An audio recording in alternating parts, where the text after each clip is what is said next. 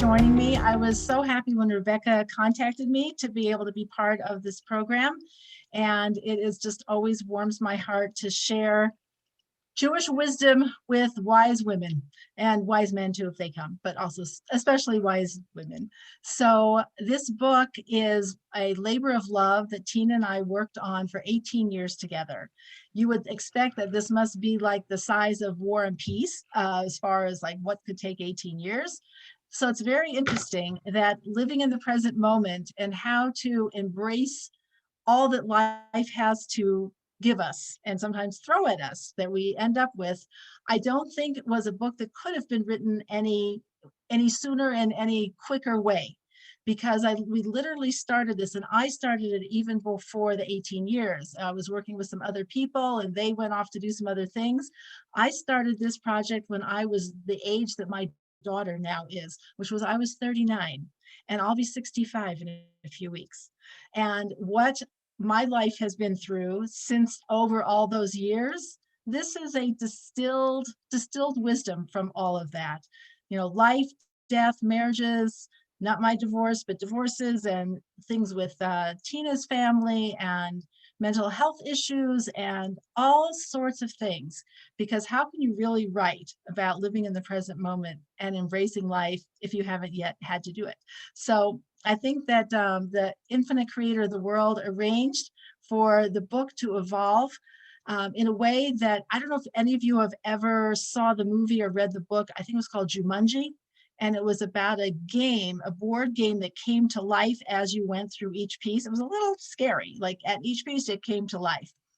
We really experienced that each chapter we were writing, we came face to face with whatever the issue was that we were writing about. And we ended up saying that we could write a book about writing the book, about how we lived the book as we were writing it, and how much help and comfort and solace and direction and focus, centeredness the book gave us. So I read this book as if I didn't write it. And I think part of it is because it was over such a long period of time. There's parts in here that I wrote so long ago that it's as if I didn't. It's a little bit, you know, when you put something up in the crock pot and you come home and then you eat, it's almost like you didn't cook it because you put it up so long ago and now it's there ready. So these things were written so long ago. So somebody saw the book out on my coffee table and they said, "Oh, are you editing?" I said, "No, I'm reading it because I need this chapter like right now." So just to give you a little bit of an orientation, the book, a handbook to be read and then to be referred back to. So even in the table of contents, each chapter has a subheading of what you might want to use it for.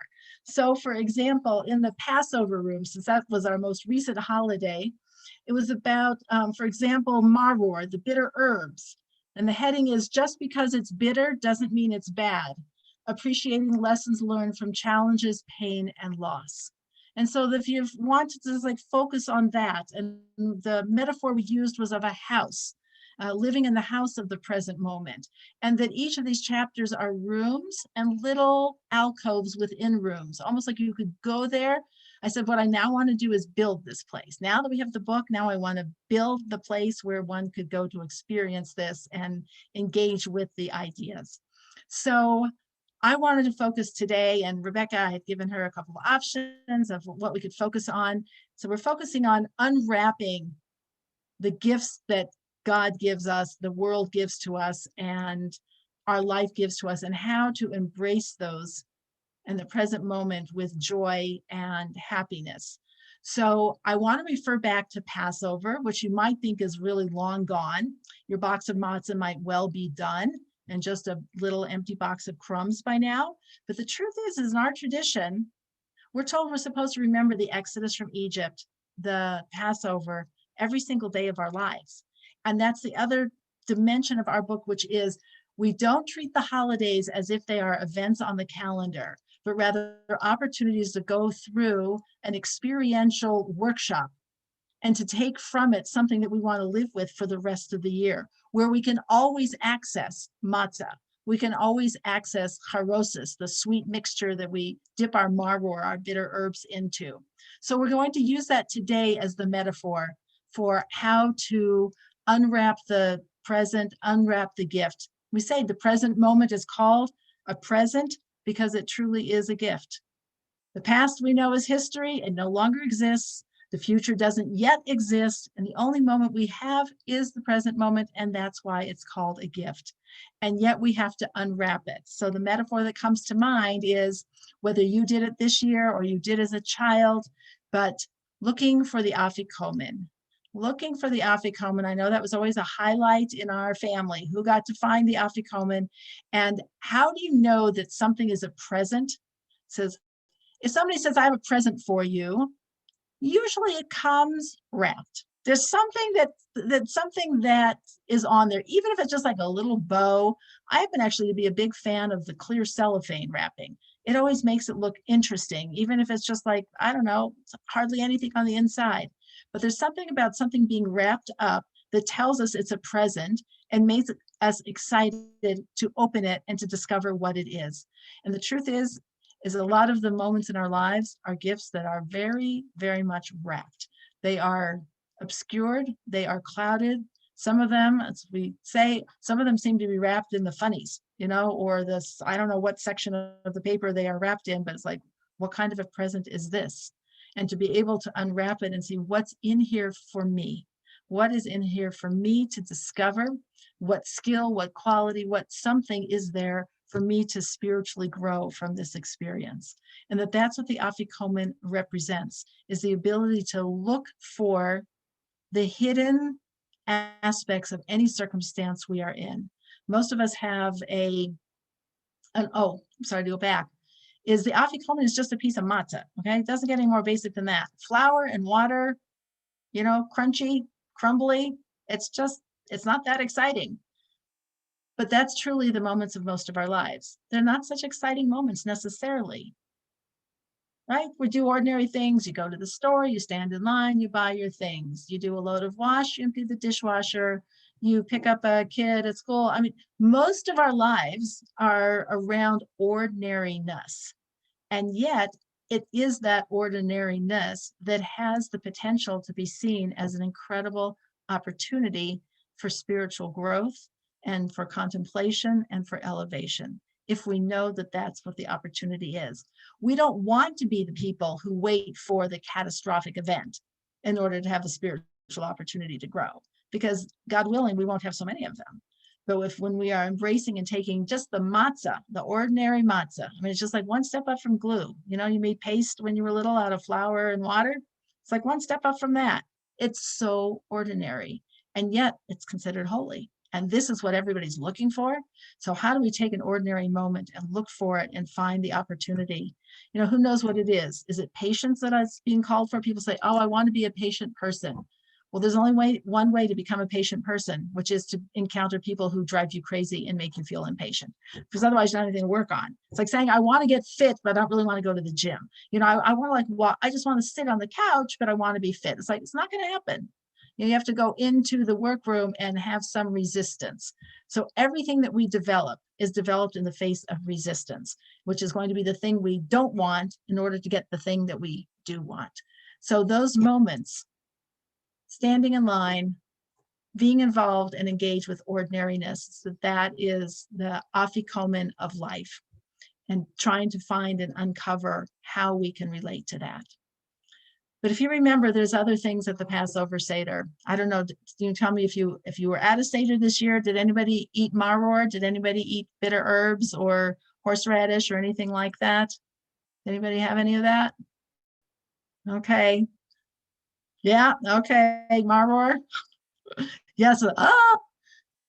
However, I don't know that there has ever been anyone, when you invite them to a Seder, who has said, if you're having maror, I'm not coming.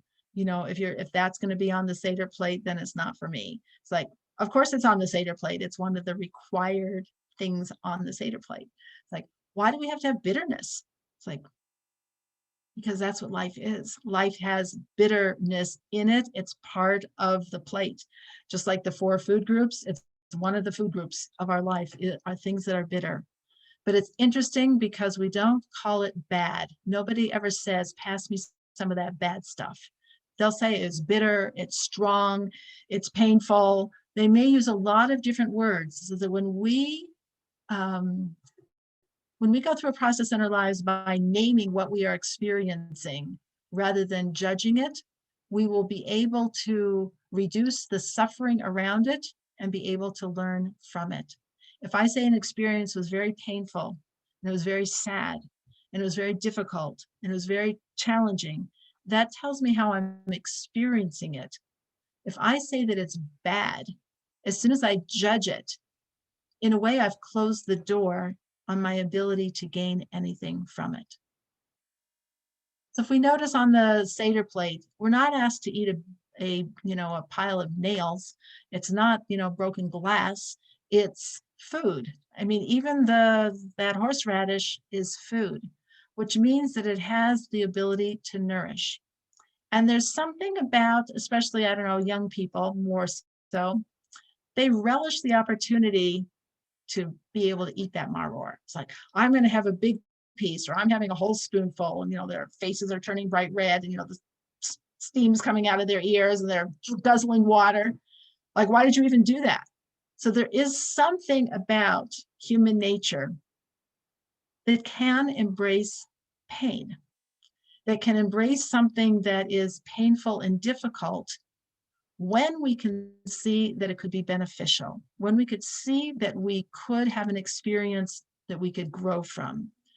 Think about in the human experience, the most painful natural occurrence that people go through is childbirth. Like, why do people do that? If you do it once, it's because you didn't know. But if you do it twice, it's like, what were you even thinking? And that's even before epidurals and drugs. It's like, really, why would you do that? It's because you got something from it. You were willing to go through the pain. I mean, I get where your skin kind of separates like right near your nail. That's like the most painful thing. So painful.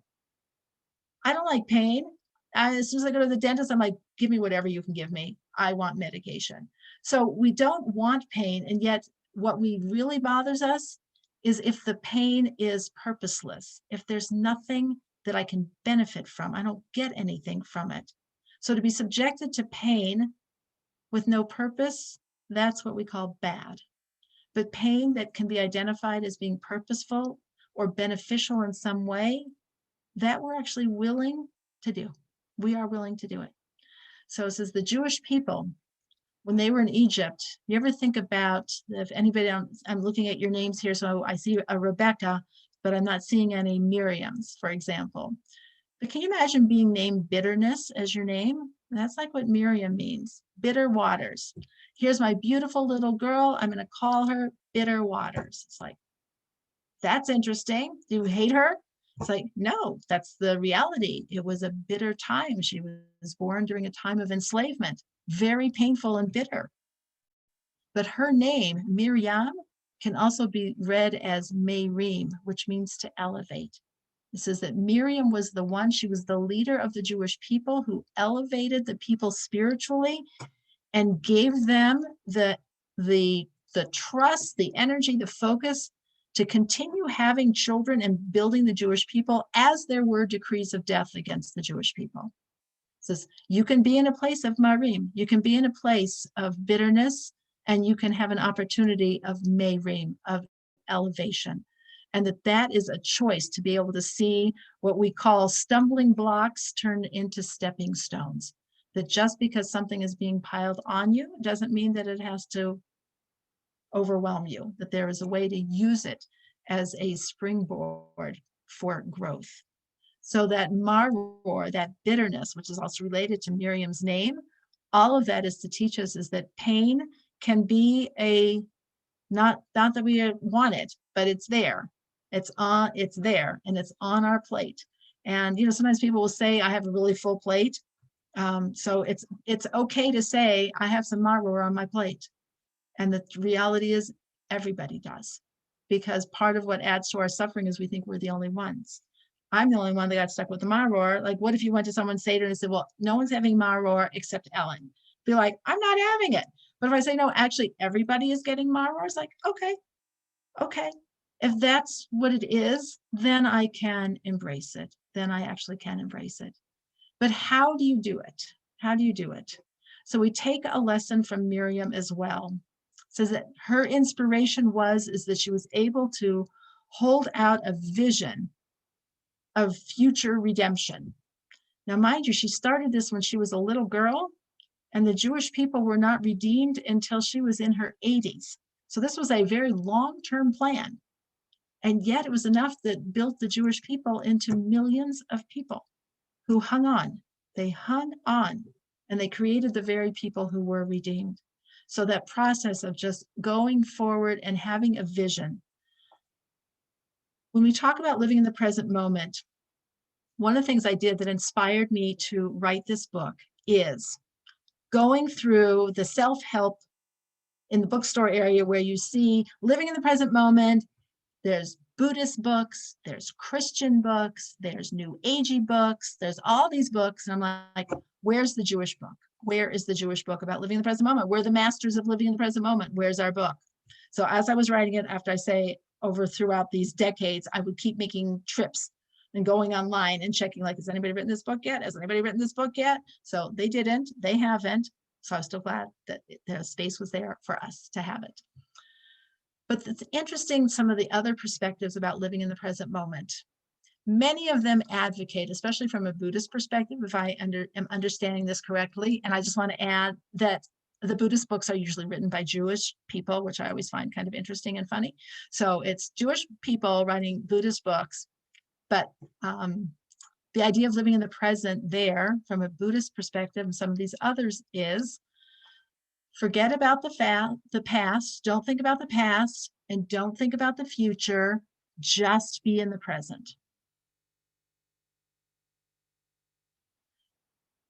That's not what we call living in the present.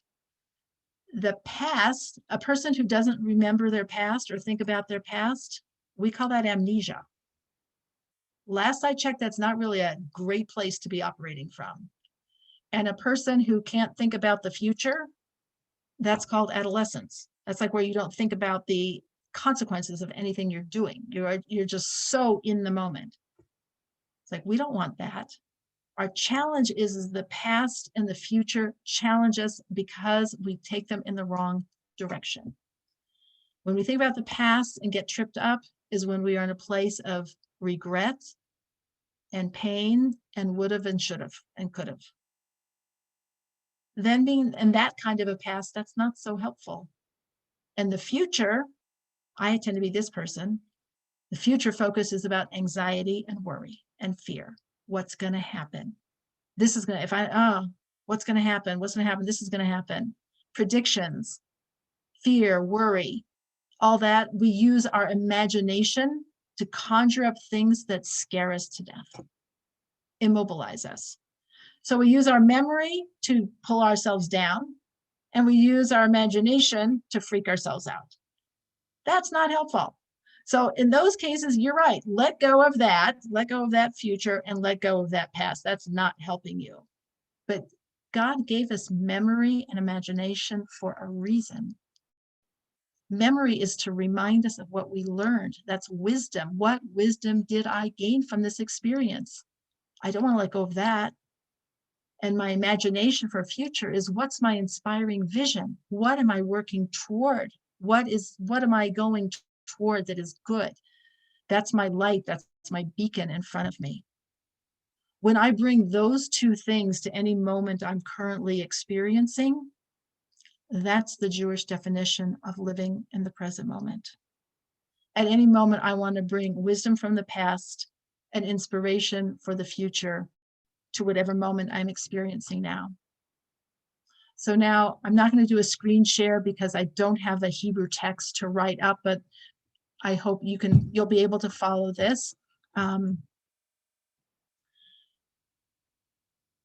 name for God, and when you say God's name, is when you say a blessing, you say Baruch Atah Adonai. Adonai is our name for God. It really means my master. The Hebrew word for God are 4 Hebrew letters: Yud, He, Vav, and He. So you don't need to know those if you don't know them, but those 4 letters can actually be rearranged to spell past, present, and future. Past is spelled is haya, hey yud hey. Future is yud hey, and present is hey vav hey. So the words for past, present, and future are all God's name in different ways. It says, and what is God then? God is beyond past, present, and future, which we are not because we're physical beings, so we can't escape that. But we can have a convergence of past, present, and future. When we have memory from the past and inspiration and vision from the future in the present, we are creating a convergence. That's how we do God. That's how we live in a way that is, we call it a place of holiness, that we live there, and that's called a place of really deeply being in what's called the present moment. All of our holidays are like that. Just think again, going back to Passover. Passover was the wisdom we learned from we were freed from Egypt and our gratitude from that. And then we talk about the future of the future redemption. How do we know we're talking about that? Because how many of you had an Elijah's cup on your Seder table? Elijah is about Messiah, about Mashiach coming in the future when the world will be perfected. We'll have the ultimate redemption. And then we have us, we sitting at our tables, Bronya and Marilyn and Christy, I'm assuming in Denver, and Claudia and Rebecca. We're in Denver right now in 2021. So we have past, future, converging at my Seder in the present. And the truth is every moment is like that. So it's like, why do I want to remember the Seder, the Exodus from Egypt, every single day of my life? Isn't that a little depressing? It's like, well, it depends what you do with it. If you get, worn out from thinking about people oppressing us, then yes. But if we think about the wisdom we gained, then it becomes a place of inspiration. And if we're looking toward an ultimate time when the world is perfected, then every day then becomes an opportunity to make that more of a reality. And anything I'm experiencing, I can experience from a Passover framework. I can say life situations are mostly matzah. It's not usually steak and prime rib. It's usually matzah, ordinary things going on that I'm trying to learn from. And that I might have to unwrap to kind of see what's the opportunity that's really in here for me. What am I being offered to develop, expand, strengthen? Because there's going to be something. There's going to be something. If only gratitude for having the opportunity. It says every situation is an opportunity for gratitude, but it might be something else as well.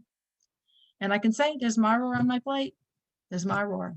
But we do something very special with maror, which is we dip it in charosis. We dip it in something sweet. So you still have to have the maror, but you get to coat it with something sweet. And it's like, what's that sweetness? The sweetness is that there's something purposeful. Because why do we have the charosis? Does anybody, you can unmute if you want, of why do we have charosis? Does anybody remember that, of why we have that on the Seder and on our maror? If I remember correctly, it's used to represent the mortar between the bricks. Exactly, the mortar between the bricks. Yes. That's exactly right. Now, I don't know, if I was going to make a recipe for mortar, I'm not sure I would come up with apples and wine and cinnamon and pecans, which is what I use. I would come up with something that's more like, I don't know, cream of wheat or something that looks like they didn't have any sweetness to it. But here's the thing that's so strange is when they were building, there's something about building that is still something.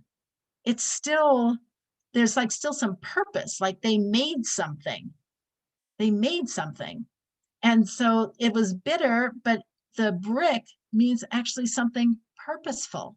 So it's bitterness with purpose means I can actually take it. I think there's a story they tell about somebody who was imprisoned with hard labor, and he had to turn what he thought was a mill, like was a heavy stone, and that he was turning it. And he got some kind of solace out of thinking, well, at least I'm making wheat. At least I'm grinding wheat. And then, like, to really torture him at the end, they showed him out the window. It wasn't attached to anything, and he died. It was like all of that effort was nothing. Like even something difficult, you mean it was nothing? It's the nothingness that gets us, that makes us suffer. says, pain is inevitable, suffering is optional. Suffering is how we feel about the pain that we are undergoing. If it's something that I can link to any possibility of how I could grow or how I could develop or how I could demonstrate an inner quality, that's actually the charosis. That actually turns it into something kind of sweet. It makes it purposeful. The last piece to talk about that's the Passover connection that people are often familiar with are the how many cups of wine? Does anybody remember how many cups of wine do we drink? Right? 4 cups of wine. Okay. So everyone knows that Jewish people are into food, but usually we're not so much into the wine part. Doesn't mean we don't like it. We do. We start all of our holidays with wine. And when we make Kiddush, the sanctification on wine, why do we have 4 cups? Now, some people say, well, because the meal lasts for so long. If you just had to like the first one, it's like you need more to like take you because it lasts until midnight. So you need more wine. But in fact, that's not really the case. The case is that the 4 cups of wine are related to a number of 4s, but one of them are the 4 expressions of redemption, where God says, I'm going to take you out of Egypt. I'm going to redeem you. I'm going to do this, this, this, and this. And there's 4 expressions of redemption. And what are those 4? It says, it tells us that life is a process. If God wanted to, God could have just beamed us out of Egypt, taken us to Mount Sinai to receive the Torah, and then beamed us into the land of Israel, and that would have been the end of the story. Why did it have to be such a process with so many challenges along the way? Like, because that's what it is. It is all a series of challenges and accomplishments, and it's very unique. Usually in Jewish law, when it comes to making blessings on food, if you have a normal dinner, let's say you have a dinner tonight and you have wine, you'll say a blessing on the first glass of wine. And if you have more wine during dinner, you don't make another blessing. That first one covered whatever you're going to be drinking. So why is it different on Passover? It's because we are celebrating. I'm making a new blessing on celebrating that I reached a new stage. That everything is, okay, that was the first stage. Let's celebrate. Next stage. Celebrate. So we had a song for that on Passover too, Dayenu. If you only would have done this for us, it would have been enough. If you only would have done this for us, it would have been enough. If you look at the listing of all the different things, it would not have been enough. If you would have only taken us if you would have brought us to the sea, but not split it for us, it would have been enough. It's like, no, it wouldn't have. The Egyptians were on our tail. They would have killed us. So it wouldn't have been enough. So what does that mean? It would have been enough. It means for that moment, that stage, it was enough. And then the next thing happens. So part of our challenge for how we live and engage with the challenges that come our way is recognizing that not only are we works in progress, but all of life around us is a work in progress, and there is a process. And we are supposed to be able to cultivate a way of celebrating the small steps along the way. So I told you that Tina and I lived our book as we were writing it. And so we did that. When we took as we celebrated when we finished each chapter, that was done with chocolate. So we did chocolate. And then when we went to Kinko's and we printed out our first rough draft, we went in the car together, and then we brought liqueur with us, and we sat in the car and we drank liqueur to celebrate that we were taking the rough draft to be printed. Someone say, are you kidding me? It's like nowhere near being ready. It's like, that's true. But you think about what we do with a child. When a child is born and they give like their first smile or something, we don't say, well, they're not talking. They don't have a job yet. So why should what's everybody making such a big deal about? Or they take their first steps, like they can't run. And then they run, it's like, well, they can't,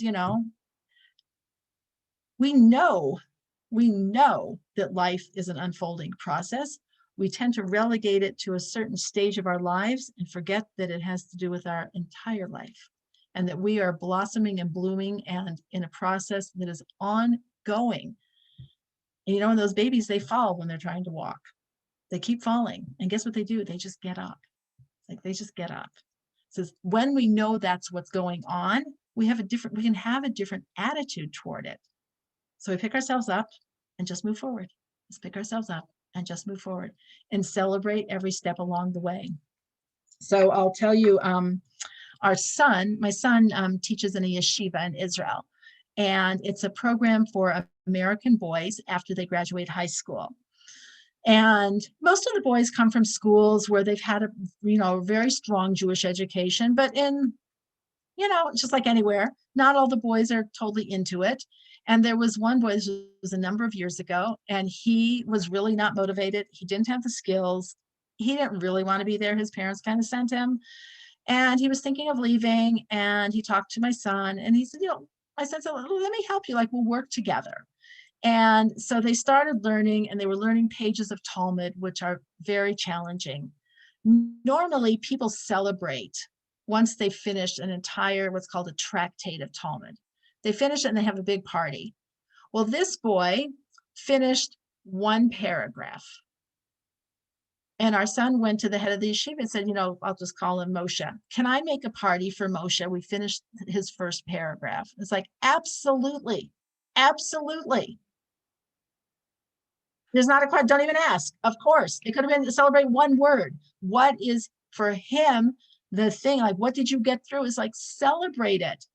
We're so goal-oriented rather than process-oriented. We only celebrate if you complete, and we really only celebrate if you come in first. It's like, we only want to know who came out on top. If you weren't the gold prize winner, silver, bronze, already, we don't care so much about you. And if you were even just in the Olympics but didn't win any prize, then for sure we don't care about you unless it was your child. So we are it's a Greek mentality. It's not a Jewish mentality. Greek mentality is, what are the results? Did you make the goal? Jewish mentality is, are you in the process? And how much effort did you put into moving forward? That's all we want to know. That's it. Because that's what we can control. The rest of it is not up to me. It's not up to us. And we celebrate that. So here we are at our Seder's, like we're celebrating things. And there's one cup, that Elijah's cup. We pour the wine. That's in anticipation and faith and trust that we are going to have an ultimate redemption, but we don't drink from it. It's like, but it's an expression of like, I know we will. And so I'm pouring it in advance because I know we will have reason to celebrate. This was like the women also in Egypt. This is when the Jewish women came to the sea after the crossing of the sea. It says that they sang and they had tambourines with them. It's like, since when you are leaving slavery after 210 years, you say, oh, I know what I need to put on top of my luggage. Let me put my tambourine. It's like, what is that? It's like, that's an expression of faith and trust. I will have something to celebrate and I'm ready. In fact, I'm already celebrating now by putting it in my suitcase. The men didn't actually have the tambourines, only the women did. The women had the tambourines. I'm actually taking a group of women to Israel in the fall, and there's a woman there who does an art project where you make Miriam's tambourines. It's like, just hang on, remember, be ready to celebrate. We're so ready with the catastrophe of what's going to happen. It's like, be ready to celebrate and have a vision in your mind of how you see yourself, what your goal is, so that we have something to work toward. And that's our inspiration in the times of difficulty. And the Torah makes a big point of saying that the women came with their tambourines and that they were ready to celebrate. And our kids are getting ready, God willing, to come from Israel. They didn't get to come last year because of Corona. They're getting ready to come to us for the summer. So when does their visit start? Does it start when they arrive at our house? Like, no, I think, well, it probably starts like when they get on the plane from Israel. It's like, well, it doesn't have to, why does it just start then? What about when they drove to the airport, when they left their house? Does it start then? Well, what about when they started packing? And I know that they're starting to pack. It's like, when does it start? It starts whenever you realize and choose to say it's starting. It really started as soon as they said, we want to come. And then it starts even more when we bought the tickets. It starts even more when we paid for the tickets for, thank God, all 7 of them. And then when we start preparing the food to have in the freezer for when they come and I start baking the challah, that's all the trip. So it's up to me to decide, well, what part is the good part? It's like, whatever you decide is the good part is the good part. Whatever you choose to designate that. It's like, when does your vacation start? You can say, well, as soon as I pulled out of the driveway. It's like, well, no, actually, when I started planning it.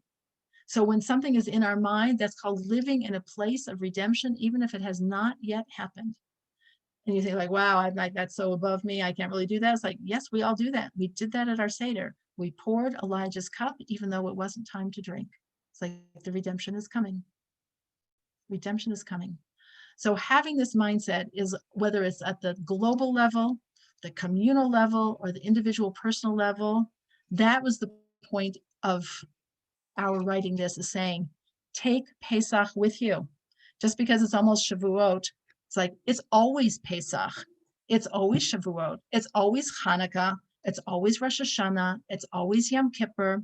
And we have this tradition with very experiential, tactile, eat, see, drink, think, sing, say, that helps us cultivate this present moment living. And it is, that's what we call it, it's a divine design. You can come up with this, to be able to come up with this, to say, I'm going to give you these periodic opportunities, whether it's a holiday or a certain, I'll share one idea, and then I want to hear your questions and comments as well, is we have like an ongoing thing. So how do you live in the present moment? You can't just like go to an ashram and like make yourself into the present moment. It doesn't work that way. It is a practice.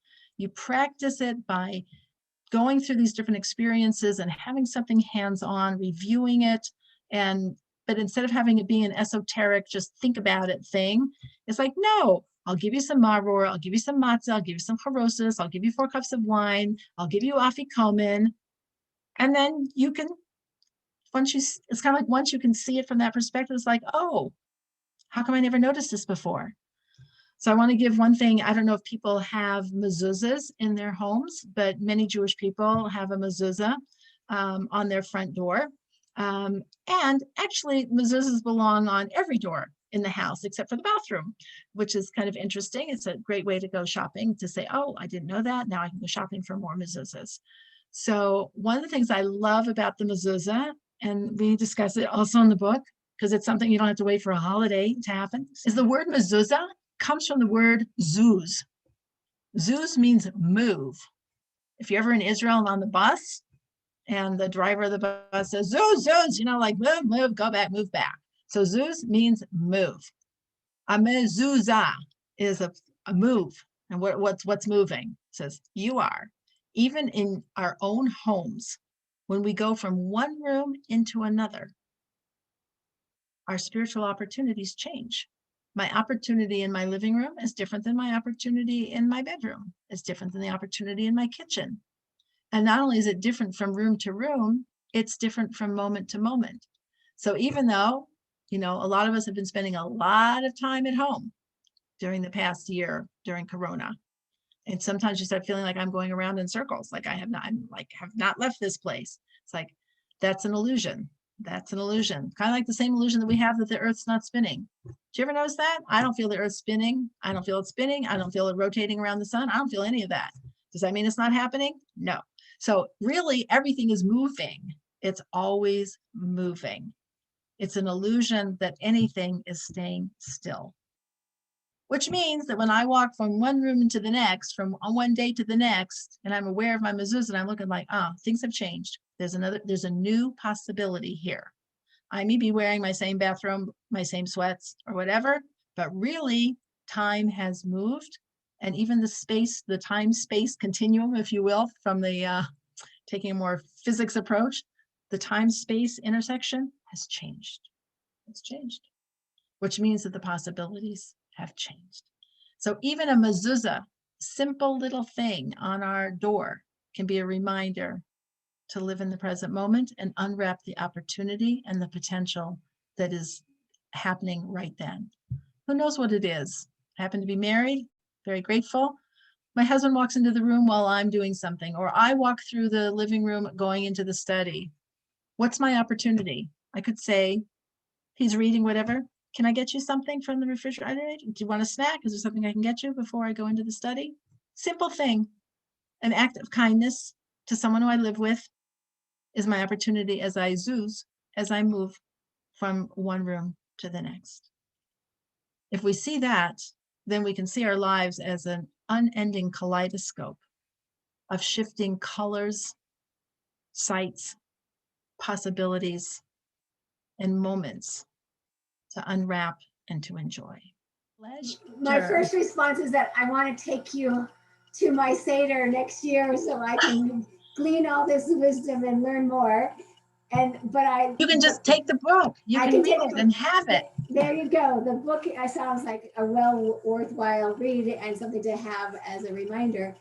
And then, you gave me a lot of things to think about. And what was most mulling about in my head was how stuck I can become in my own mental gymnastics and things, but then to break it down, as you described, into smaller parts where you can celebrate the small things, the small accomplishments. Even if you take 2 steps back and move forward, there's always a reason to say, I got through this. Or Absolutely. So let me just add a comment then to what you said, Rebecca, which is, a lot of Haggadahs don't translate the word Mitzrayim. We're used to growing up with Egypt, but the word Mitzrayim comes from the word Meitzar, which means a constricted, stuck place. That's what it means. We were stuck. That's like the definition. So it helps when we don't think of it as a place on the map, because like, oh, that was them then. Instead of like, no, we are all in some sort of Mitzrayim. I may enter Mitzrayim every couple hours. I may be like back in Mitzrayim of a stuck place, which again is a reminder of like why every day we're supposed to remember, I took you out of Mitzrayim. You do not need to stay stuck. So what's interesting is in the word Mitzrayim itself, there are many interesting words. One of them is Miriam. Miriam's name is in the word Mitzrayim. It says like she's the unsticker out of Mitzrayim. And the other word that's in there is the word Mayim, which is water. And water is all about being in the flow. When you're in the flow, it's the exact opposite of Meitzar, of constricted. All you ever have to do is have a leak somewhere of water in your house, and you know that it's going to flow, usually where you don't want it to be. It's going to flow because water goes. And we talk about that somebody who's kind of in the flow. You're in the flow of like what's happening in life and not in a place of Meitzar. So there's a psalm, Min ha-Meitzar karatiya. From the narrow straits I call to you, God. But in the word Mitzrayim, it's almost like homeopathic. Within the constriction itself is a path out and the flow of the water to begin. And I'm happy to tell you the other sections of the book. We chose things that are more well known to people. So we have a whole section about Shabbat, like the candles and challah and the wine and Havdalah. And we have one about Rosh Chodesh, about Rosh Hashanah, Yom Kippur, Hanukkah, Sukkot, Pesach, and then some different mitzvahs that people are familiar with, like mezuzah and tzedakah and hand washing. And then we just have like language that we use in English to stay in the present moment. And I'll just tell you that.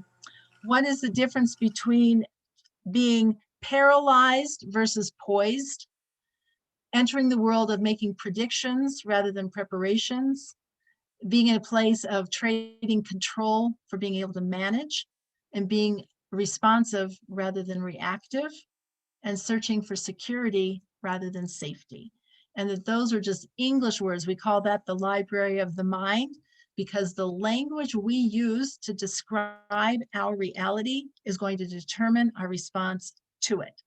Again, even going back, there's a difference between saying something is painful and bitter. We're not here to downplay it, and saying it's bad. When I'm saying like, I can't control, like all the words that are the positive words, manage versus control, security versus safety. My thing that I really struggle with is preparations rather than predictions. Human beings like to make predictions. We just all wish that we were omniscient. And so the next best thing to actually being omniscient is to make predictions. And our predictions are usually negative, and they usually are designed to scare us. And honestly, bizarrely, human beings would rather be right about their prediction and upset. What do we say? I knew it. I knew it, right? I knew it. Why does it make us happy? It's like there's something terrible. It's like, but I knew it. I called that one, right? We want to predict. It's ridiculous.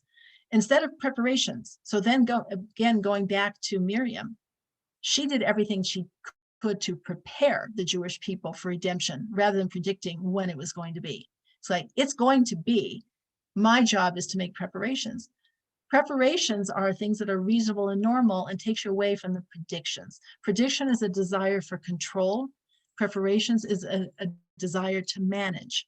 Manage comes from the Latin word mano, which means in your hand. What is in my hands to do? Not how can I control the world and everybody else around me.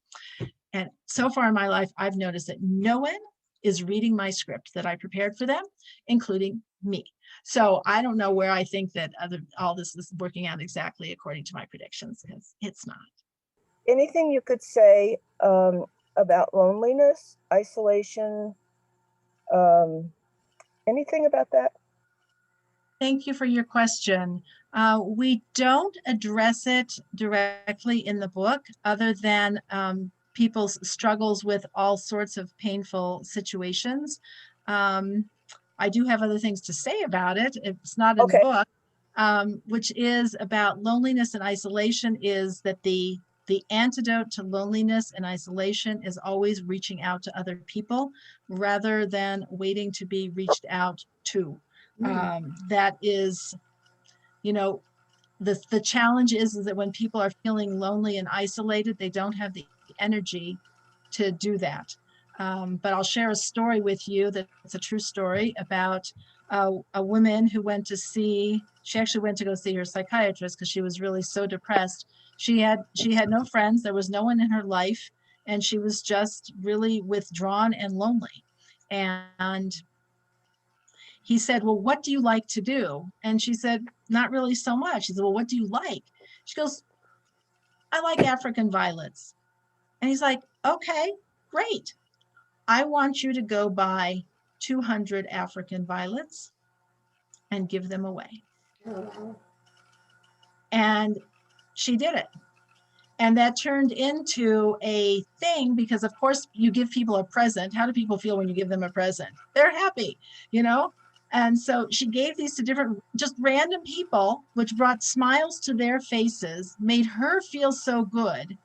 She lived for another, I don't know how many years, like decades plus.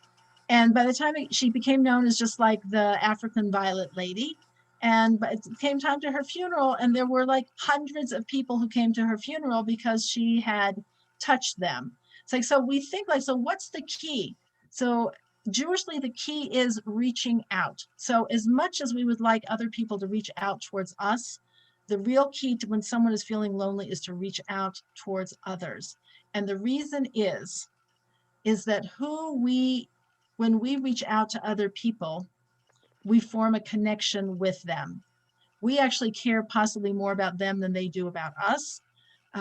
This is in the realm of chesed. So you may have heard that word chesed, which means acts of kindness. And it says it creates love, because what chesed really means, the definition of chesed is extending your boundaries to include another. That's the definition of chesed. How do you do it? By doing something for them. So every morning in our prayers, we have a reminder.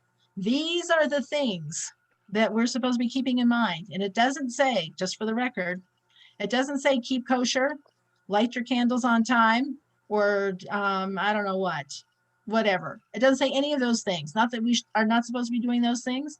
It says, these are the things for which a person receives reward in this world, and the principal reward is retained for them for the world to come, because it creates so much benefit. And top of the list, you'll hear these things of what they are. Gemilut chasadim, acts of loving kindness. Hachnasat orchim, welcoming guests. Leviat hamet, of escorting the dead. Escorting the bride, bringing peace between a person and another person. Like, those are the big reward things. Who knew? I thought it was supposed to be like, I don't know what. It's like, those are the things. So when we do that, and people can do that from the privacy of their home, you can send a Mazel Tov message on Facebook or a text. We can use our technology, which on one hand has made us more lonely. We can use it as an instrument of connection. And it is our responsibility, but it's a huge problem. In England, they have a department of loneliness. A department of loneliness, because loneliness is such a huge problem that people are living close, physically close to other people, but completely disconnected. And the cost, the emotional, the everything cost of loneliness is huge. But our answer is to be reaching out. And ideally, other people are reaching out to those who are lonely, but we also have a remedy for the lonely person himself or herself, which is reach out to somebody else. And just remember what you have to offer. You may think it's nothing, but it's a really big something. Even these days, just a warm smile and a hello to somebody is a huge gift. It really is.